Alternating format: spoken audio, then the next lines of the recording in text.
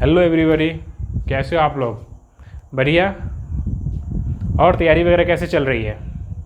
I hope कि आप लोग अच्छे से प्रिपेयर कर रहे होगे।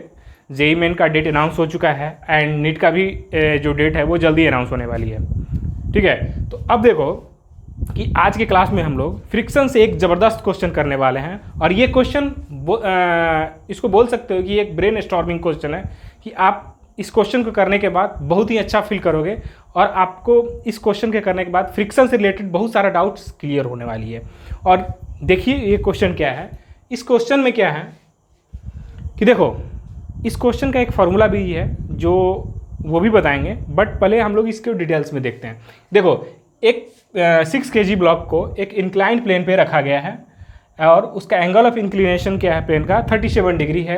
और कोएफिशिएंट फ्रिक्शन इस ब्लॉक एंड प्लेन के बीच में कितना है 0.2। एंड इसके ऊपर एक फोर्स F लग रहा है जो कि वेरिएबल है।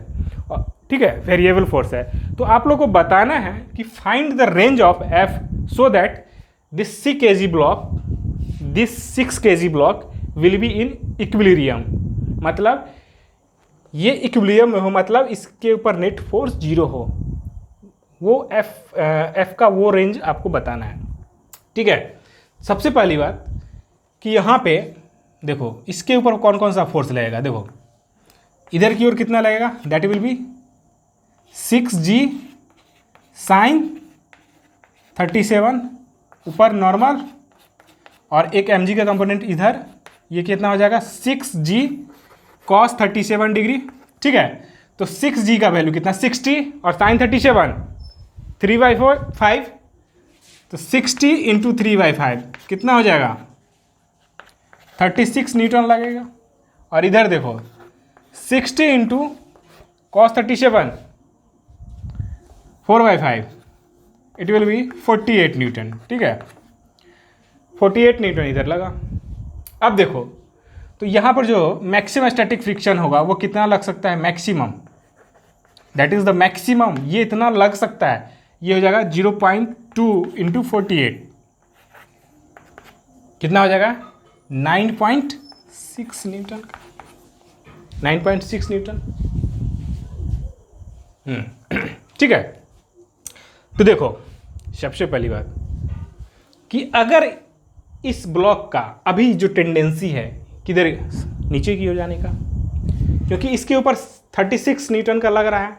अगर अभी इसको F को भूल जाओ, और इसको जो फ्रिक्शन है अगर 36 न्यूटन का लग रहा है नीचे की ओर, एंड 9.6 न्यूटन जो है इसका मैक्सिमम स्टैटिक फ्रिक्शन है जो कि 9.6 न्यूटन है, जो कि मैक्सिमम इतना लग सकता है। तो 36 न्यूटन है जो ड्राइविंग फोर्स है वो मैक्सिमम स्टैटिक फ्रिक्शन से क्या है, ज़्यादा है। मतलब ये ब्लॉक नीचे की ओर स्लाइड कर जाएगा। तो इस केस में जो फ्रिक्शन फोर्स लगेगा ऊपर की ओर लगेगा। ठीक है, तो ये कितना लगेगा, ये 9.6 न्यूटन अभी लगेगा। तो देखो अब जो हम F जो इसको अगर रेस्ट में रखना है, इक्विलिब्रियम में रखना है, तो F का वो वैल्यू फाइंड कीजिए।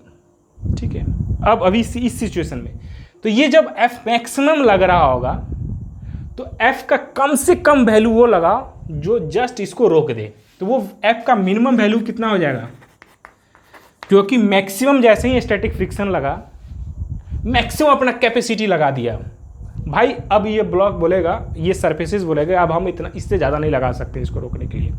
ठीक है, तो रोकने के लिए F मिनिमम जो हम लगा सकते हैं, मैक्सिमम तो कुछ भी हो सकता है, कुछ भी हो सकता है मतलब कि इसके क्वेश्चन के अकॉर्डिंग, बट F मिनिमम इतना तो लगाना ही है इसको रोकने के लिए, मतलब इसको इक्विलिब्रियम में रखने के लिए। ये कितना हो जाएगा, ये हो जाएगा 36 नीचे की ओर, ऊपर कितना 9.6, तो ये कितना हो जाएगा 0.4, और ये कितना हो जाएगा, अब देखो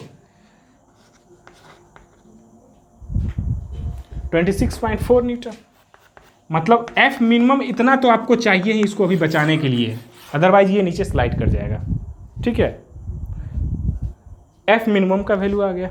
अब देखो अब क्या करते हैं हम लोग, इस सारा जो भी चीज़ है इसको हटा रहे हैं। ठीक है, आप लोग इसको ध्यान में रखिएगा।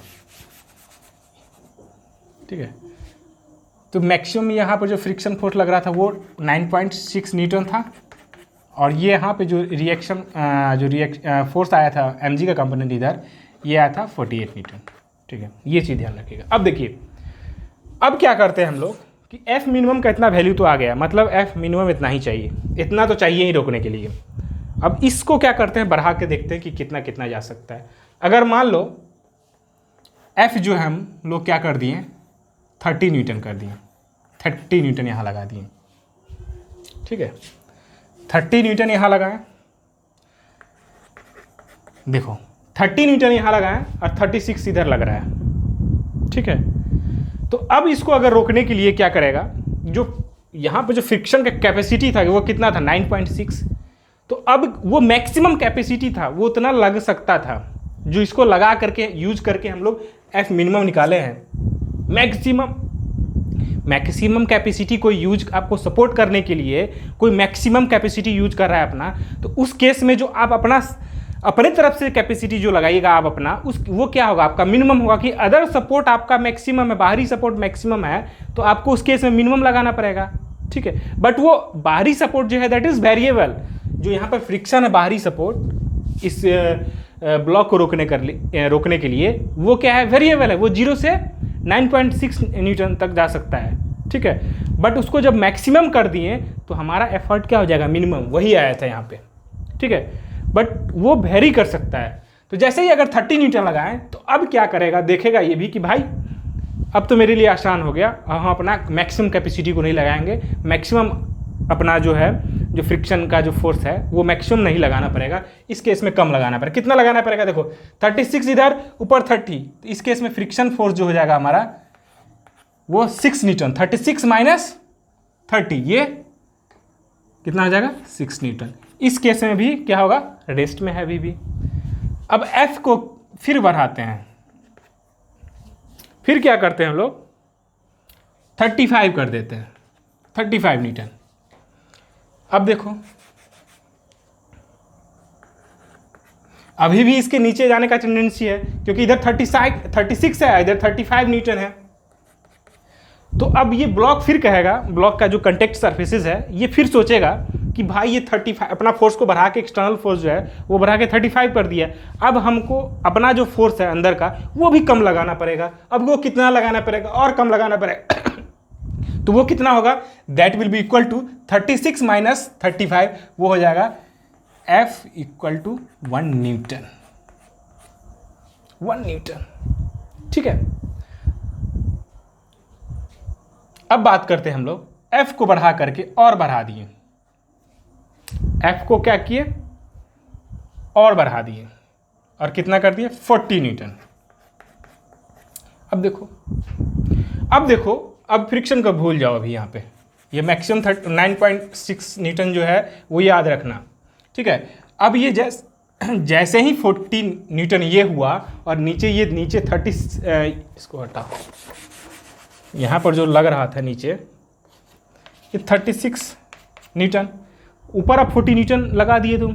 तो अब ये क्या करेगा, अब ये ब्लॉक का जो टेंडेंसी है ये अब नीचे जाने का नहीं रहा, ये कहाँ रहा, ये अब ऊपर चले जाएगा। क्यों, कि इसके ऊपर जो ऊपर की ओर जो फोर्स लग रहा है वो ग्रेटर देन नीचे वाला फोर्स से है, तो ये ऊपर की ओर स्लाइड कर जाएगा। ठीक है, तो इस केस में अब क्या होगा कि फ्रिक्शन हमेशा चाहता है कि उसका साथ जिस सरफेस पे रहे वहां बना रहे। ठीक है, तो फ्रिक्शन झट से क्या करेगा, अपना डायरेक्शन तुरंत उल्टा कर देगा, नीचे की ओर लगना है। फ्रिक्शन तो किधर भी लग सकता है, प्लेन के अलॉन्ग किधर भी, ऊपर नीचे कहीं भी लग सकता है, but it will change its direction according to the tendency to move of a block. मतलब किस डायरेक्शन में ब्लॉक का टेंडेंसी है मूव करने का, उसके अकॉर्डिंग फ्रिक्शन अपना डायरेक्शन को चेंज कर सकता है। अब क्या है, ये ऊपर की ओर मूव करेगा, दैट्स वाई फ्रिक्शन क्या हो जाएगा, डायरेक्शन नीचे की ओर लगा देगा। बट अभी भी इसका कैपेसिटी कितना है, 9.6 न्यूटन है, जो मैक्सिमम स्टैटिक फ्रिक्शन था जो हम लोग लिखे थे, ये 9.6 Newton, that is the maximum था। ठीक है, अब देखो 40 ऊपर लगा है, 36 नीचे लग रहा है, तो अगर इसको इक्विलिब्रियम में रखना है तो ये कितना हो जाएगा, 40 माइनस 36, तो ये क्या हो जाएगा। अब F जो है ये इसको देखो, इसको क्या करो, माइनस के साथ रिप्रेजेंट कर सकते हो क्योंकि डाउनवर्ड डायरेक्शन में लग रहा है। तो इसको क्या, ये कितना हो जाएगा, 40 माइनस 36, ये कितना हो जाएगा 4 न्यूटन, बट ये किधर लगेगा, नीचे की ओर। दैट्स वाई हम लोग क्या ले लेते हैं, एक माइनस ले लेते हैं। ये माइनस ये बता रहा है कि ये प्लेन के डाउनवर्ड डायरेक्शन में नीचे की ओर लग रहा है। ठीक है, अब ठीक उसी तरह अब इस f को कितना मैक्सिमम बढ़ा सकते हैं, अब बात आती है। f का तो मिनिमम वैल्यू तो हमारा इतना है 26.4 न्यूटन, ये तो पता चले। मैक्सिमम कहाँ तक बढ़ा सकते हैं, देखो अगर देखो ये नीचे यहाँ पे कि अगर ब्लॉक को रोकना है और मैक्सिमम लगाना है, तो देखो ये दोनों 36 और f, तो f का जो मैक्सिमम जो स्टैटिक फ्रिक्शन है ये कितना लग सकता है, 9.6 न्यूटन। इससे ज़्यादा तो लग नहीं सकता है, और 36 न्यूटन भी कांस्टेंट है। तो मैक्सिमम नीचे की ओर फोर्स कितना लग सकता है इस ब्लॉक पे, इस प्लेन के लॉन्ग, वो कितना लग सकता है, 36 प्लस 9.6, ये कितना हो जाएगा 45.6। अगर उसको मैक्सिमम जब नीचे की ओर 45.6 न्यूटन लग रहा है, मतलब सम ऑफ 36 एंड 9.6 न्यूटन, मैक्सिमम नीचे की ओर इतना लग सकता है। तो अगर इसको इक्विलिब्रियम में रखने के लिए हमको मैक्सिमम कितना लगाना होगा, इतना ही लगाना होगा जितना ये लग रहा है।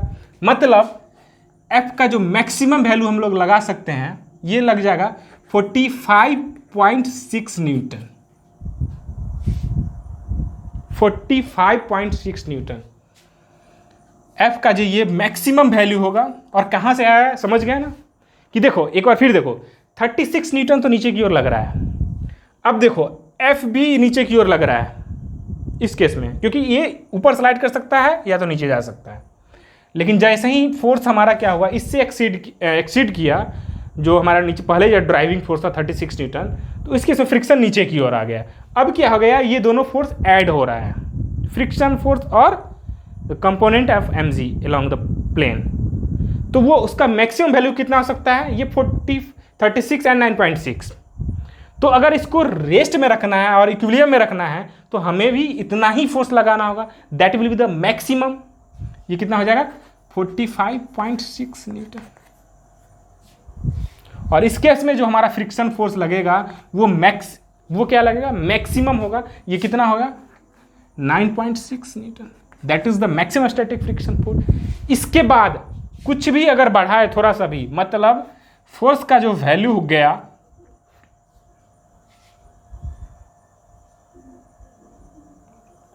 ये 26.4 से लेके इसके वैल्यू पे भी लेस देन इक्वल टू होगा, क्योंकि इस मैक्सिमम जो जब लगाएंगे हम लोग उस केस में भी रेस्ट में ही रहेगा। ठीक है, मैक्सिमम स्टैटिक, और टू 45.6 न्यूटन, ये मैक्सिमम, ये इसका रेंज होगा एफ का, जिसके लिए ये रेस्ट में रहेगा। और कैसे निकालें आप लोग, आई होप कि आप लोग को समझ में आया होगा। ठीक है, और इसका एक जो फॉर्मूला बुक में देखते हो वो डायरेक्ट फार्मूला आप लोग पढ़ लेते हो, ठीक है, उससे आपका आंसर निकल जाएगा। बट क्या होता है जब इस तरह से एनालिसिस करते हो तो आपका माइंड डेवलप होता है, और कोई भी नया क्वेश्चन को कैसे अटेम्प्ट करना है वो चीज़ें आप में आती है। तो देखो वो फार्मूला कैसे आपके बुक्स में होता है, हम डायरेक्ट वेरिएबल्स के टर्म में लिख के आपको बताते हैं। आई होप कि ये रेंज आपको समझ में आ गया होगा। अब देखिए जल्दी से इसको हटाते हैं और वो करते हैं। देखो ये इंक्लाइन प्लेन था, ये थीटा एंगल मान लेते हैं, तो ये m मास का कोई ब्लॉक है, तो इधर किधर क्या लगेगा mg साइन थीटा, इधर रिएक्शन फोर्स r, और इधर mg का कंपोनेंट mg cos थीटा। ठीक है, अब देखो ये फोर्स लगाना है f, तो दो कंडीशन बनता है इसमें। इफ फर्स्ट केस में अगर mg sine theta is greater than F, जो ये फोर्स लगा रहे हैं इससे, तो इस केस में फ्रिक्शन फोर्स कितना लगेगा, इधर की ओर लगेगा। ठीक है, तो इस केस में जो अब क्या होगा, अब ये बैलेंस करो इक्वेशन को, एफ प्लस एफ, ये मैक्सिमम लेके चलो, मैक्सिमम यूज करो, F plus F equal to will be equal to M G sine theta, और एफ का वैल्यू कितना हो जाएगा, ये क्या होगा म्यू, और ये रिएक्शन फोर्स म्यू आर। ठीक है, और यहाँ पे r कितना हो जाएगा, mg cos theta, that will B mu mg cos theta. तो ये f जब इधर गया तो ये कितना हो जाएगा, माइनस हो जाएगा mg sin theta minus mu mg cos theta. ये क्या हो गया, f का मिनिमम वैल्यू आ गया। ठीक है। ठीक उसी तरह अगर सेकेंड केस में क्या होता है कि अगर हमारा f greater than mg sin theta हो जाए तो ये क्या हो जाएगा कि ये ब्लॉक का टेंडेंसी ऊपर की ओर जाने का हो जाएगा, और इस केस में जो फ्रिक्शन हो जाएगा नीचे की ओर लगेगा। और फिर वही चीज़ करेंगे जब, तो f क्या हो जाएगा, डायरेक्ट ऐड हो जाएगा ये mg sin theta plus mu mg cos theta, maximum static friction force mu mg cos theta, that will be the range. ये f मिनिमम होगा और ये मैक्सिमम होगा। ठीक है। और आपके बुक में इसको लिखा जाता है कुछ इस टाइप से, देखिए आपके बुक में ऐसे लिखा जाता है,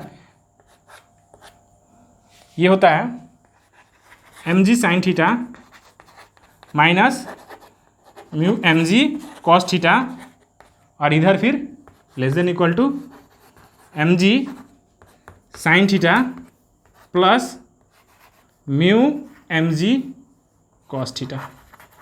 ये आपके बुक में लिखा हुआ रहता है। ठीक है। और इसका एनालिसिस ऐसे ही होता है जैसे हम पहले बताए थे।